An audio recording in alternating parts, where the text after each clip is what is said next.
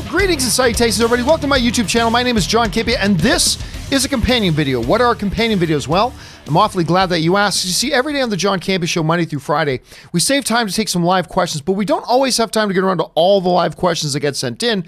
But I want to make sure if you sent in those questions, they get answered properly in a video. So I gather up those unused questions and we address them here. So let's not waste any time. We actually got a couple of days worth to get caught up here with. So let's get things started here. And we'll start things off with Jesse, who writes, I hope Stan Lee cameos would live on with his face showing up in magazine covers, posters, or murals, like in Deadpool 2, just a little Easter egg. Yeah, see, here's the thing.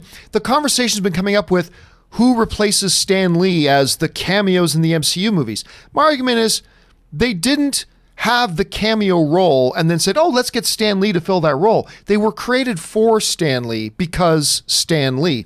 Now that he's gone, I'm not really interested in seeing somebody else do it. And I like your idea, Jesse. Just in every Marvel movie, whether it's Spider-Man, an X-Men film, an MCU film, whatever, have a Stan Lee image, billboard, maybe some video footage of him on a TV in the background, something like that to continue on the legacy rather than replace him. Scott Brown writes, my local AMC has 28 minutes of trailers. This has to stop. No kidding. It's absurd. By the time the movie comes out, I'm annoyed because I've seen trailers 50 times. And, you know, I got to agree. And we talked about that again on the show this morning about how now idiots like Regal and Cinemark are planning on adding 5 more minutes of commercials, not trailers, 5 extra minutes of commercials on top of all the trailers they're playing after the scheduled start time of the movie. It's absurd. It's stupid. It's gotta stop. This thing has got to change. Anyway, is the third writes, probably just didn't mean to put in your. Love what you do, Mr. John Campea. All due respect to Rob, but I would argue that Mortal Kombat has some of the best, well, consistent storylines in fighting games with a ton of lore to build on in those characters. I mean, I agree to a point. For fighting games, it does. I still don't know that there's a lot there that you can say this is a movie just waiting to happen. But a lot of movies start with less, right? A lot of movies start with less, and I think there are pieces of the puzzle to start from and to build around. So why not? I'm all for it. All right, let's see. Raj Nick Kanth writes, Rian Johnson ruined The Last Shot. I know he didn't. If Knives Out wins Oscars, which it might, is Rian Johnson's trilogy definitely happening? Also, they wouldn't come for another 5 to 6 years since Benioff and Weiss's trilogy is first. See, here's the thing. I think even if Knives Out wins Best Picture, which right now we're only talking about whether it might even get a nomination, but for argument's sake, even if it won Best Picture, I don't see the Rian Johnson trilogy happening. I really don't. And the fact that it would be another 5-6 years away, who plans movies 5 or 6 years in advance? See, they announced Rian Johnson doing his trilogy ages ago. Ages ago. Long before they announced Benioff and Weiss. Then all of a sudden, Benioff and Weiss's films are happening first, and we have no release date for Rian Johnson's thing?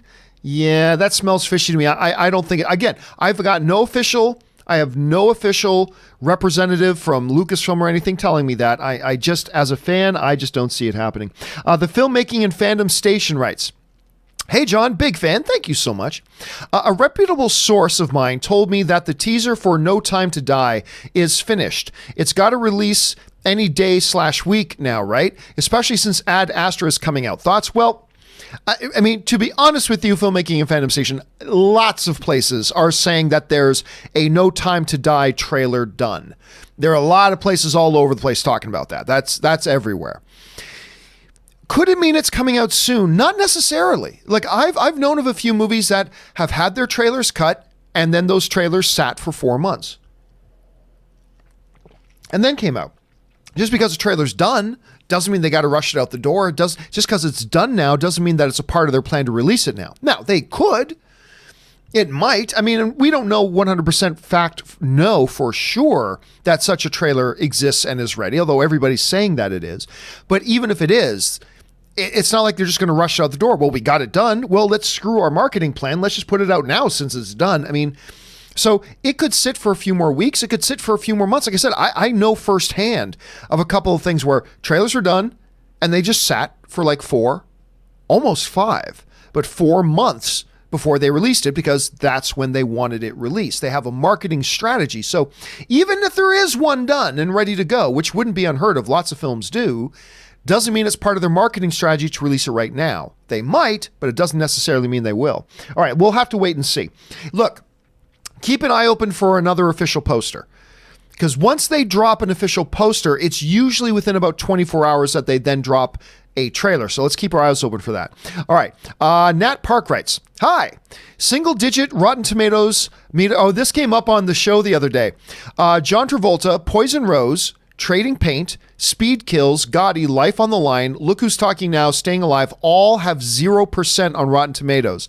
Then The Forger has 9%, Old Dog has 5%, BFE 3% per Rotten Tomatoes. Love your show. Somebody brought up on the show the other day that the last 5 John Travolta movies, and I had no idea about this, none. But apparently the last 5 John Travolta projects all hold a 0% on Rotten Tomatoes. Now, somebody's got to look into this for me, but that's got to be some kind of record, right? And not a record you want to have, but it's got to be some kind of record. I just imagine it has to be. Anyway, thanks for doing that research, Nat. I appreciate it. Doug Terovin writes, okay, John, who wins? Hawkeye in Endgame or, oh, that's easy, or John Wick? John Wick, every day of the week. Hawkeye will take out some of his little arrows and shoot them at John Wick. John Wick will shoot them all out of the air with his bullets and then put one right between the eyes and then put 5 more between the eyes just to be sure. No disrespect to Hawkeye, but as a non-super powered being in the MCU, John Wick, hell, I'll take John Wick over Thanos. Somehow, some way, I'll take John Wick over Thanos. So yes, I will take him over Hawkeye. Rick Quick writes, where'd we go here? Rick Quick writes, John, who is hotter, Megyn Kelly or Charlize Theron looking like Megyn Kelly? I'll tell you what, I have watched the trailer for Bombshell at least 7 or 8 times, and I still can't believe that's Charlize Theron. I still can't believe that's her. I mean, it is... You know what? Let me, just so you guys know I'm not crazy here. Hold a second. Charlize Theron Bombshell. Okay, just so y'all know I'm not crazy, let me bring this up because she shows up in the trailer, right? And I'm like, okay, so when does Charlize Theron show up in the trailer? And this is her, right? This is her. I still don't buy it. I still can't believe, I mean, obviously, Nicole Kidman, obvious. Margot Robbie, obvious. You never would have convinced me that was, like, if you didn't tell me that Charlize was in this movie, and you just showed me that picture, and you said, guess which actress is playing Megyn Kelly? I never would have said it. I'll tell you what right now. Just give the Oscar for best makeup to whoever the makeup artist is for Bombshell. Just you don't even have to do, and the winner is, you don't even have to go through all that at the Oscars. Just go, oh, and by the way, obviously, makeup artist from Bombshell gets the Oscar, obviously, right? I mean, I still to this day can't believe that's her. It's crazy. All right, Jesse writes, John, I try not to see re-releases, but I have to shell out a few extra bucks to see those those 4 extra seconds of Gooby. Okay, look, every once in a while, I'll give an example. This is from the show the other day. I'll try to give an example of a theoretical, hypothetical movie, right? And I have to come up with the name of a movie off the top of my head. Sometimes I come up with some good ones. Sometimes I can't. And I was making up some random movie. I said, I don't care if you're doing a re-release and showing us 4 extra seconds of Gooby. I just couldn't think of anything else. So thanks for that, Jesse. All right. Jake Iyer writes, so Battlestar Galactica is getting rebooted. Why? It was already perfect. Why not just continue a series that needs to complete its story like Stargate Universe? Well, first of all, no one's going to make that because nobody watched Stargate Universe. I mean, look, I'm not knocking Stargate Universe at all. Those of you who've watched me for any period of time, you know I'm a fan of the Stargate stuff. So no knock on Stargate Universe, but nobody watched that show. So why would you reboot that? If nobody watched it before, why would they watch it now?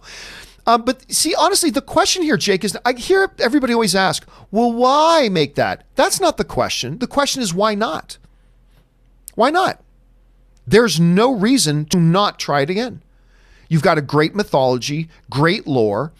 Clearly, the showrunner for Mr. Robot, who's won a ton of Emmys, he's behind it. He went to Ronald D. Moore, the showrunner of the last iteration of Battlestar Galactica, which is my all-time favorite show.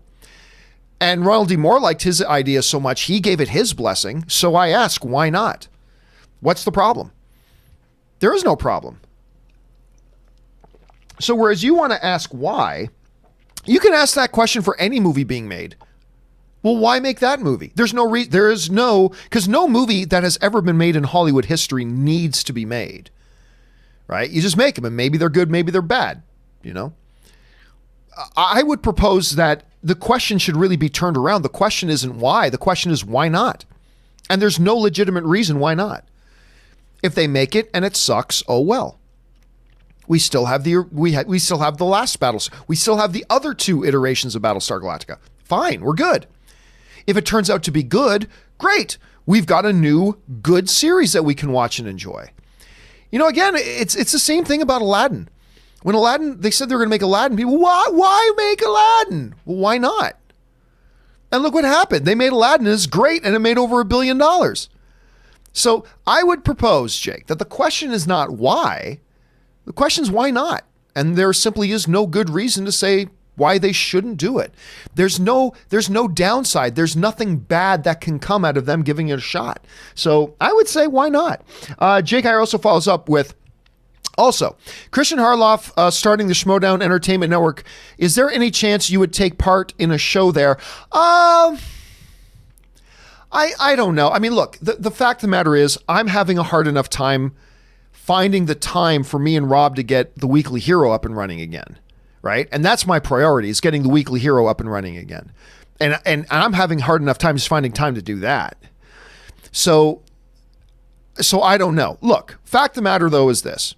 Christian and I, we get along great.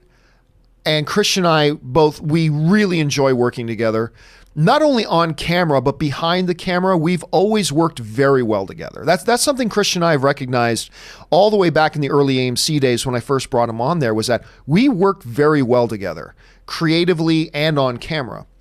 And we both very much enjoy working together. Now, unfortunately, circumstances being as they are, we have not been able to do any work together the last couple of years, although I was thrilled having him on my Masters of the Web panel at Comic-Con this year. So just a couple months ago, he did the panel with me, which was great to have him on there. And he was great on it.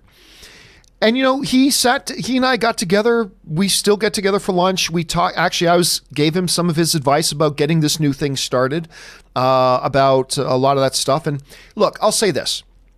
Christian and I will always be looking for a way to do stuff together. We will always be looking for a way to do some stuff together professionally. And it's just a matter of the circumstances lining up correctly that we're able to do it. So I would say, look, you're not going to see me on anything regular over there, and you're not going to see Christian doing anything on a regular basis over here. But I would say don't be surprised if in the next little while, we don't have anything planned right now. I'm just saying, don't be surprised if in the next little while you don't see me pop up on something that Christian's doing, and don't be surprised if you see Christian pop up on something I'm doing. Maybe not on a regular basis because time permits and all that kind of stuff. But yeah, you'll see us do something together. When and where, we're not quite sure yet, but we're always looking for a way to do it. All right. Man Drop writes, "Hey, honey, are you still watching Peacock?" Look, I don't know how some high-paid, Ivy League school graduated network executive came up with such an idiotic name, and how a complete group of highly paid network executives sitting around in a room when go, yeah, that's a good idea for a name. Let's call it Peacock. I don't get it. I mean, look, ultimately it's just the name of the network. It doesn't matter. It won't make the shows any better or worse, but it is. I mean, Man Drop, it's such a dumb name. Anyway, Nathobe, Toby Gaming writes, have you seen the official Night Monkey trailer? I have. As a matter of fact, I saw it and I shared it on Twitter. I thought that was great. For those of you who haven't seen it, obviously the digital release of Spider-Man is here, and Spider-Man Far From Home. And as a part of the marketing for it, Sony did this brilliant thing where they released a Night Monkey trailer. When the night comes, a hero rises. It's something like that. It's utterly ridiculous, but it's great at the same time. You should go look it up because it's really something. I thought it was a really good move on their part. Everything Nerd writes, give any movie that doesn't already have one a sequel. What movie would you expand on? Oh, I've been saying the exact same one forever, dude. I've been saying the exact same one forever. Mystery Men. I would love a Mystery Men sequel. That was a movie that was way ahead of its time when it came out. And today, like a satirical deconstruction of the superhero genre before the superhero genre was huge. So you do a sequel to that now with William H. Macy, Hank Azaria, Ben Stiller, Jeannie Garofalo. You bring them all back? Are you kidding me? That would be great. That's the one I've always, for a long time, wanted to see. So it would be, for me, Mystery Men, especially today. All right. Zach Beckett writes, I love the Birds of Prey poster. Do you think people getting upset about Harley being front and center is overblown? The movie is a ways away. I haven't personally seen anybody getting upset over Harley being the focus of it, but let's face it. I mean, you had to be a special kind of simple to not know that this movie was going to be very Harley Quinn centric. Margot Robbie is the biggest star in it. The Harley Quinn character is the biggest character. She's coming off of a hugely overperforming blockbuster box office performance in Suicide Squad, where she was the main star, she was the main highlight that everybody talked about the most. You had to know. I mean, and Harley Quinn's name is in the title. Birds of Prey and the Fabulous Emancipation of One Harley Quinn. I mean, you got to know this is a Harley Quinn-centric film, right? Like, so I don't see any reason being upset. And by the way, I like the poster too. I first saw it because somebody wrote in and said, oh man, that Birds of Prey poster, which, I mean, it's a poster. It's all up to subjective opinion. But I looked at it and I'm not interested in this movie very much, to be honest. But I saw the poster. I'm like, actually, I don't think that poster's all that bad. Actually, it's colorful. It pops. It's artistic in a way. It's a little different. I like the poster. I don't see any reason why anybody should be upset that Harley Quinn's front and center. What did you think was it going to be? You think they were going to put Huntress front and center? They're not. I mean, just beyond. And remember, posters are marketing materials. They're going to put on the poster what they think will sell the movie. It's not, well, Huntress deserves to be on it. It's not about who deserves what. Posters are marketing material. They will put on the poster what they think will sell. And you're, again, a special kind of simple if you don't realize that Margot Robbie as Harley Quinn is what is going to sell this movie. That's what's going to sell this movie. So she will be front and center on it. Now, whether this movie's good or bad, who knows? We'll have to wait and see, though. Who Reacts writes, my 11-year-old William is excited to interact. He put together his top 10 in order. Interesting to get a kid's perspective it is. Plus, we had fun.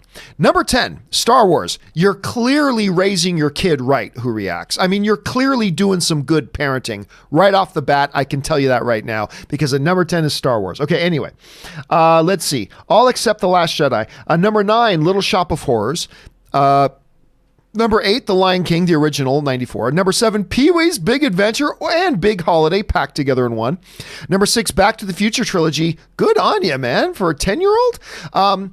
Number 5, Guardians of the Galaxy. Number 4, Superman, the original film. Number 3, Jurassic Park. Number 2, E.T. Oh, E.T.'s so great. We don't talk enough about E.T. around here. I gotta be honest. We should talk more E.T. And number 1, not surprising, the Harry Potter movies, obsessed with the books.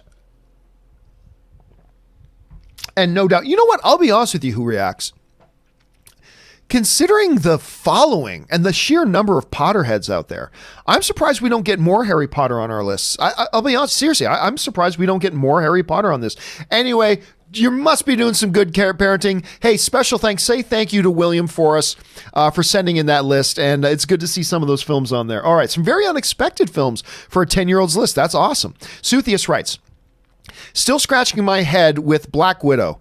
Playing to your the Marvel Cinematic Fake Death Universe, can't help but think that she will somehow be plucked out of this solo movie and into the future of the MCU again. We've seen crazier. Oh, listen, me and my buddy were talking the other day. Soul and I were talking, and We said, yeah, like I would not be surprised at all, if in the post-credit scene of Black Widow, because remember, this is a prequel. I believe this happens after this Black Widow movie. I believe I heard happens after the events of Civil War. Anyway, I will not be surprised in the least if in the post-credit scene, a portal opens and out walks Professor Hulk, Bruce Banner as the Hulk, and they're freaking her out and he's saying, "You got to come with me, Nat." And boom, there it is. The MCFDU strikes again. They found a way to undo the death of Black Widow and bring her back into. I mean, I won't be shocked about that at all, Suthius. Not in the least. As a matter of fact, I'll be shocked if that doesn't happen. Anyway, Meta Puppet 007 writes, John, do you think we'll get a sequel to Paddington 2? God, I hope so. Chris and Aaron, any new upcoming projects so we can check out? Keep up the good work. We talked about it today. I'm so jealous. You guys know one of my absolute favorite television shows is Lucifer. Aaron is going to be the guest star on one of the episodes in the final season of Lucifer. She starts shooting her episode tomorrow and finishes shooting her episode next week. So jealous of her. With Chris, not that I know of off the top of my head, but she's not here right now. But with Aaron, obviously on Monday is the premiere of her new show, All Rise, that she's going to be a recurring character on. She's in the premiere of it. And Lucifer. And yeah, man, I can just hope they do another Paddington, because the two Paddington movies are awesome. Like flat out, these types of movies are the reason I love the movies. Kind of awesome. You know what I mean? So I sure hope they do. But I mean, they didn't do great financially, so have to wait and see. Harry Mudd writes, in technical terminology, he's a loon. Oh, that's Terminator. Technical terminology? He's a loon. That's from Terminator. Anyway, Huveros Rancheros writes, is a Western the same as a spaghetti Western? Well, I mean, yeah. A Western's a Western. What they mean by spaghetti Western, it's a little bit of a racial slur. I mean, nobody says that, but it kind of is a little bit when you think about it. So, back in the 60s, they started, and if you've watched Once Upon a Time in Hollywood, you've seen a little bit of this history. Back in the 60s, because Westerns were a fairly simple kind of thing to make at the time, a lot of Westerns started getting made. The Western movie making industry in Italy was huge, and around other countries in Europe as well. And a lot of Italian filmmakers started making these Westerns. These Westerns that would be shot in Italy or shot by Italian filmmakers and stuff like that, they came to be known as spaghetti Westerns, which is a little bit of a nod to their origin and their style. Again, so because they're Italian, and I'm Italian, so it's a little bit of a little bit of a racial slur. Anyway, but we live with it. It's not a big deal. They also were known as macaroni Westerns at the same time. So yeah, they are still Westerns. They were just kind of categorized as a little subgenre of Westerns because of their origin and who would make them, and a little bit of a stylistic thing that was there. But at their true core DNA, they are Westerns. Tossif M writes, hi from Montreal. I love Montreal. I would have followed you, my brother. Oh, this is from Bomir. I would have followed you, my brother, my captain, my king. I get choked up in chills every time, even just thinking about that scene. That's from Lord of the Rings, Fellowship of the Ring. Boromir is actually, and I've mentioned this before, in all of fiction, Boromir is my all-time favorite character. He is a great representative, because my favorite theme in all of storytelling, be it literature, television, movies, my favorite theme in storytelling is redemption. And Boromir is one of my favorite examples of redemption. And I remember going into Lord of the Rings, when the movies were coming out, there was nothing I was looking forward to. Not the Battle of Helm's Deep, not the big final battle of the arm, none of that. The thing I was always looking forward to the most when I knew that a Lord of the Rings series of movies was coming was Boromir and the redemption of Boromir. When he dies and gives his life protecting the hobbits. It's always been one of the best things ever. And the way they played that up, and then him and Aragorn, it was a beautiful, great scene, and I'm glad that you brought that up, my brother. I'm glad you brought that up. Okay, Nosferatu writes, maybe what Sony meant was that Venom has the potential to be in the MCU if they worked out a deal, but they won't cross over in the meantime, aka same reality. Also, either you're pregnant or you're not. That's something I say all the time. So I think what you're talking about is, there was something brought up back in the day when, Spider-Man was going to now be in the MCU. Amy Pascal and Kevin Feige, who were co-producing those things, would often be talked to us. So are these in the same universe?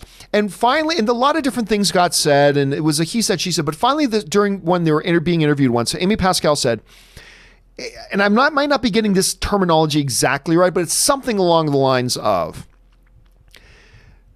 they're in the same universe, but not in the same reality.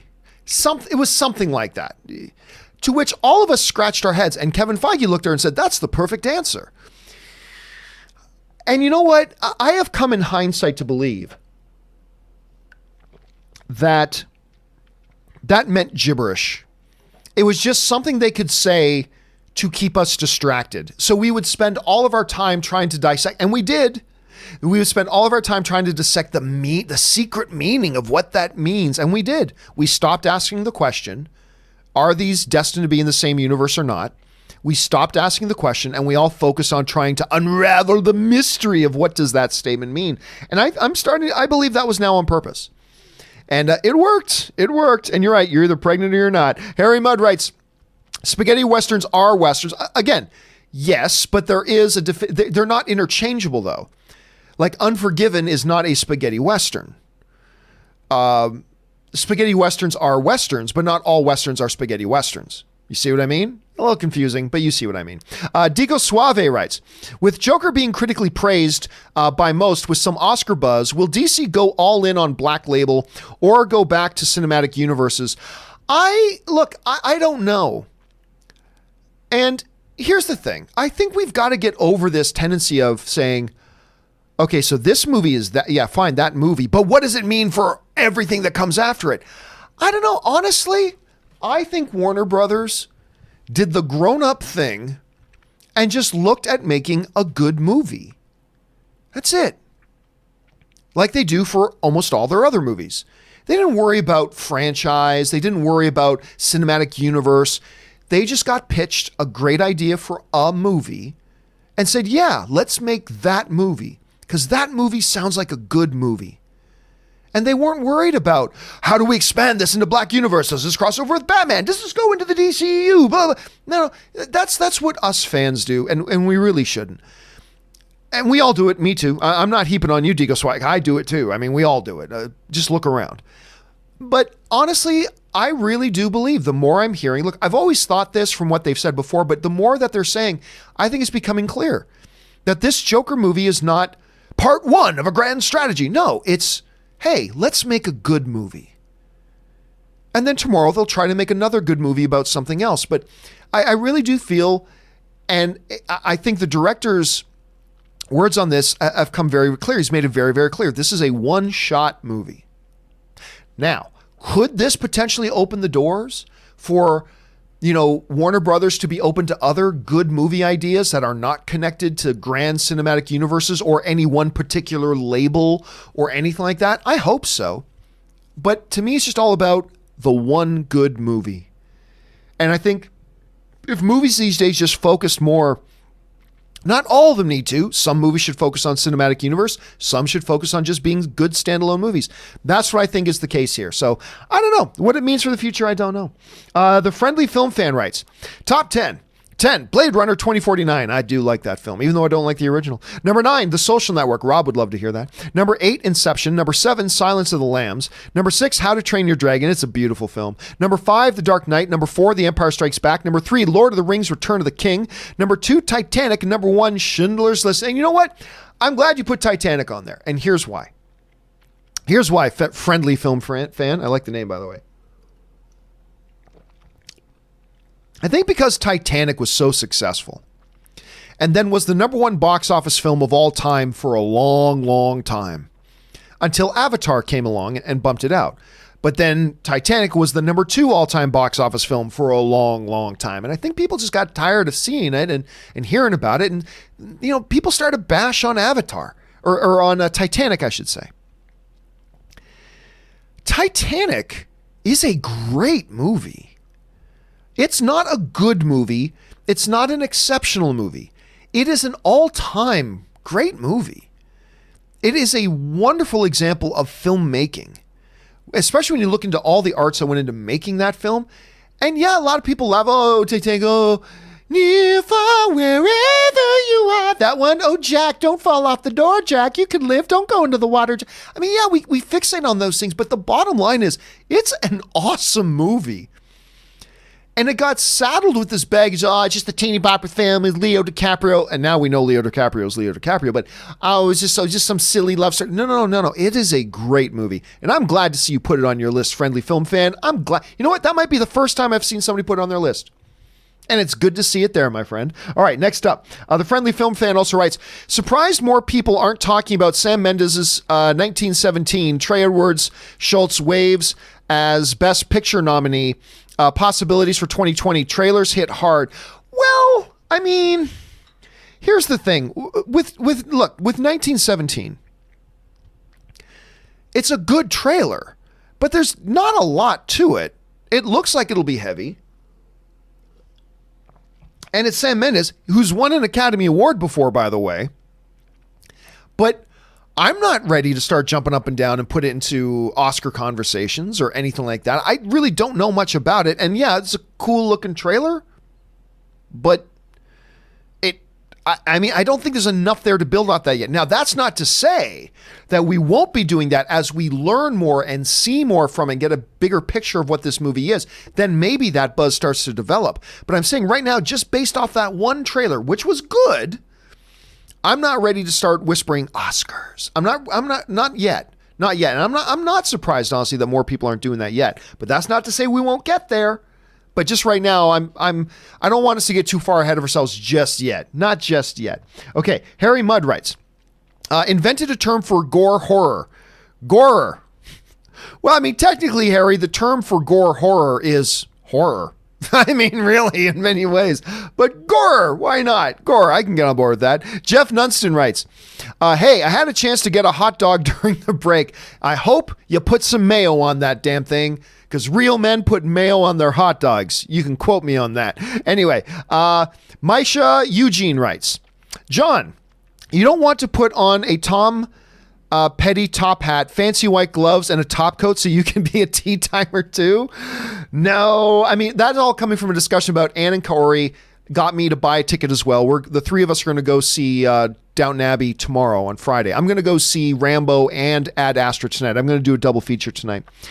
And then we're going to go see Downton Abbey tomorrow. They're going to get dressed up. I am not. That's it. I am. My wife keeps saying, yes, you are. You're going to get dressed up. I'm like, no, I'm really not. I'm not getting dressed up for this. But I am looking forward to seeing the movie, Misha. I got to say, I am looking forward to seeing the movie. A Friendly Film Fan writes, also, Scorsese's silence was unfairly passed on by the Academy in 2017. Marketing team dropped the ball, unfortunately, but it's a masterpiece to me. Oh, it's a very good movie. But marketing has nothing to do with whether you get an Oscar nomination. So it's not that. What is unfortunate is that, look, and I'm not jumping up and down saying it got snubbed. I thought it could have been nominated for a couple of serious awards. I thought it was that good. But to me, it wasn't so good that I'm outraged that it didn't get any key nominations. You know what I mean? But it was a very, very good movie. But the marketing team had nothing to do with it. And I don't know how you market that movie to appeal to a wide audience with the nature of the film. And it did not do well financially. As a matter of fact, it kind of tanked. Let me just bring it up. So Silence at the box office, worldwide, not North American, not opening weekend, worldwide made $23 million. Now, again, the Oscars nominate lots of films that make no money. They nominate lots of films that make tons of money. That had nothing to do with it, but it is unfortunate because it was a very, very good film. Liam Neeson, Adam Driver, Andrew Garfield, directed by Martin Scorsese. It's a really solid film. I enjoy it very, very much. All right. Let's see. The Friendly Film Fan also writes, also, as much as I love Black Panther's score, I was bummed to see Nicholas Bertel, Moonlight, Beale Street, lose a second score Oscar he should have won. I disagree. I 100% back. Now, I didn't think Black Panther deserved to be nominated for Best Picture, but score, I'm all on board for that. Because here's the thing. Whenever people talked about Black Panther and the music in Black Panther, all everybody talked about was the soundtrack. And yeah, the soundtrack is good. It is good. It's a good soundtrack. But the more I watch that movie and then I listen to the music of it and I realize better than the soundtrack is the score. I honestly thought that score was profoundly brilliant. And all due respect to all the other nominees and stuff like that, I actually agree with the win on that one. I thought it was profoundly brilliant, a beautifully wonderful, emotion-filled score. Not that the other ones weren't too. I actually was completely behind. I didn't agree with them getting Best Picture nomination, but I was actually completely behind that winning that one. But anyway, that's just me. All right, the Nerdy Hatter writes, Tom Welling officially returning as Superman. Yep, that news broke. I didn't think it was going to happen. I had heard it wasn't going to happen. They had pretty much said it wasn't going to happen. And then out of nowhere, they announced that Tom Welling's going to be in it. And that's going to make a lot of people happy. Look, this crisis thing is clearly going for all fan service. And that's not a bad thing. It's CW, okay? This isn't Shakespeare here. This is CW. And we all enjoy CW for what it is. I know I do. But I know that's going to make a lot of people happy, man. I'm sure we're going to talk about it on the show tomorrow. Johnny Williams writes, in Cineworld UK, they show nothing on screen until the start time. Then it has ads mixed in with trailers, usually 30 minutes up to 50 minutes long on big films. I can't even imagine. If you saw my rant today on this whole thing, my head would explode, dude. I can't even, that is profoundly outrageous. That's the second time I'm using that word, profoundly. That is profoundly outrageous, dude. My head would explode, Johnny. My head would absolutely explode at that. If I went to a movie theater to watch a movie and the movie didn't start till 45 minutes after the scheduled start time, dude, I'd be finding sharp objects and cutting up their chairs. I'd be vandalizing the theater. I'd be so mad. I'm not endorsing vandalizing theaters, just so you know. Everybody chill out. But I'm just saying, I would freak out. James Argenta writes, Tom Welling confirmed for Crisis, so now we have 3 Supermen in the Arrowverse. 0 Superman movies playing in the DCU. 3 Supermans in the Arrowverse? Who are the 3 again? Obviously there's the stupid Supergirl one. Oh, I do remember there being an announcement about another one being a Superman, and I can't remember who or what that was. Can't remember it now, but that's a funny stat right there, James. In CW, 3 Supermen. In the MCU, or the DCEU, none planned right now. That's actually a profoundly telling, I'm using the word profoundly today, that is a telling statistic. Ben Rayner, Tom Welling appearing on Smallville as Clark in Crisis confirmed, Deadline and TV Live. This is awesome. A lot of people are going to be very, very excited about that. Captain Mexico writes, meh, they'll just have a Supergirl whip them all. Yep. Going back to the whole thing, we're going to have 3 Supermen, and they're going to have Supergirl whip them all. And don't worry, I'm not going to break out into my rant again about how much I hate the way they've done that in that stupid Supergirl show, whatever. The one good thing the Supergirl show has done in recent years, in its lifetime, has been having Sam Witwer on as an antagonist. Sam Witwer's great, and I forced myself to watch that show just because Sam Witwer was there, and he's great in it. I still hate that show, though. Oak Eye writes, Tom Holland's Spidey is going to kill it in the Sonyverse. I believe he will. Sony knows how to make a grounded Spider-Man film for the most part, aside from Future Building. Yeah, they're future. But remember, this is now a brand new lead. This is an entirely new Sony today than it was back in the days that they were doing The Amazing Spider-Man. They've had a total leadership changeover, both on the studio level and on the corporate level. They've got a brand new CEO who is fully committed to their movie division. And what have they done in the last couple of years? They made a Venom movie that audiences really enjoyed and made over $800 million. They made Spider-Man Into the Spider-Verse, which is the greatest Spider-Man movie ever made, better than any movie Marvel made. Let me rephrase. Better than any Spider-Man movie that Marvel made. It is the greatest Spider-Man movie of all time. And that's what they've done in the last couple of years. So this today's Sony doing Spider-Man with Tom Holland, yeah, I think they're going to do well. I don't know that for sure, but I think they're going to do well. All right, Suthius writes, a 24-pack of Zevia on Amazon is only around $14. I know. I just ordered a couple more cases. I ordered 2 more 24-pack cases of Zevia the other day for under $30. Yay! I love my Zevia. I really do. Oak Eye writes, any movement, I should say, on the South Park or Family Guy movies? I know they've said a little something about it since Disney owns, I don't know what FG is. Seth said something.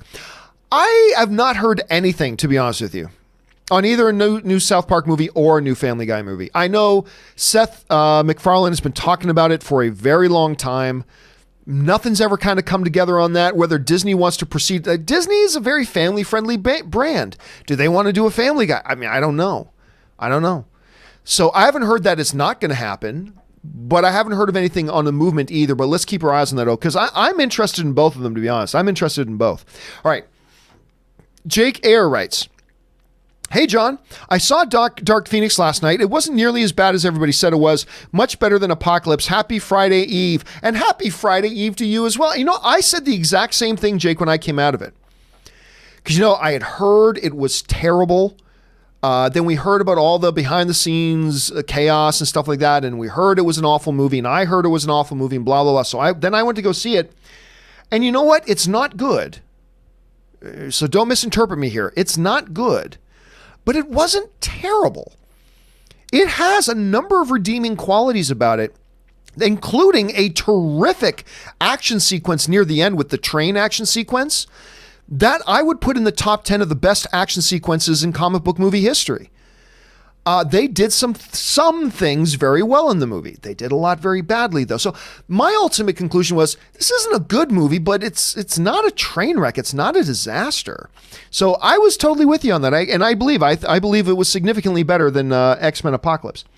And that'll do it, guys. We are now all caught up. Thank you guys so much for sending in all these questions, not just because you gave us great fun things to talk about as you do every day, but also because you supported the channel along the way, and I thank you for that deeply. Don't forget, guys, the John Campea Show returns again tomorrow with me and Robert Meyer Burnett. Make sure you guys come on by and join us. And listen, guys, while you're around, why don't you take a second, click on the subscribe button, become a subscriber to the YouTube channel, click the thumbs up if you enjoy these types of videos and discussions, and make sure you leave a comment with your opinion on any or all of the topics we discussed here today. Agree or disagree? We're all film fans. Disagreeing's part of the fun. Jump on down there and do that. Anyway, guys, that will do it for me for now. Thanks a lot for being here. My name's John Campea, and until next time, bye-bye.